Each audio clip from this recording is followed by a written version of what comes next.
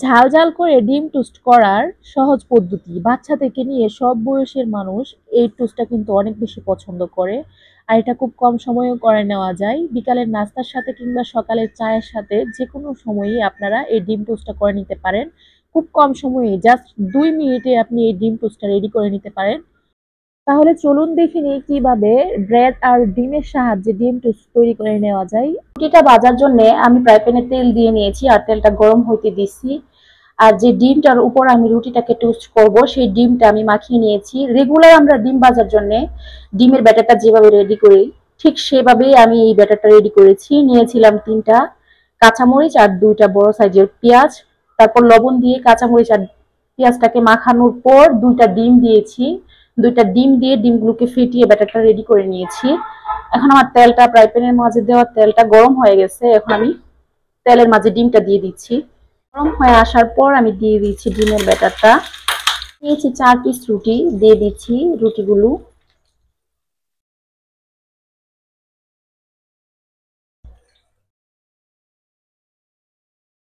এখন রুটিগুলোকে উল্টে দিচ্ছি একটু একটু করে যেন ২ পিঠে ডিমগুলো ভালোভাবে লাগে।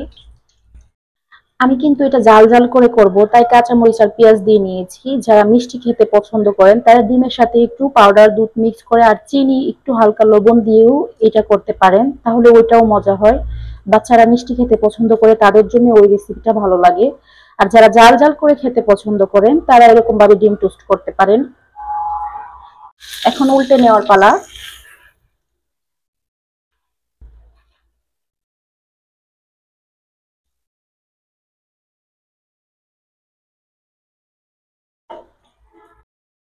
উল্টানোর পর আমি ৪-৫টাকে একটু ভেঙে ভেঙে রুটিগুলোর মধ্যে দিয়ে দিচ্ছিলাম।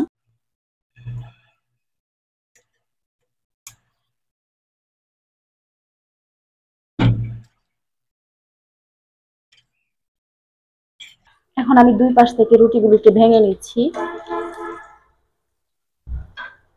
এই যে তৈরি হয়ে গেল ডিম টোস্ট। সাইডটাকেও একটু সেঁকে নিচ্ছি, আবারও এই সাইডটা নিচ্ছি, ভেজে নিচ্ছি।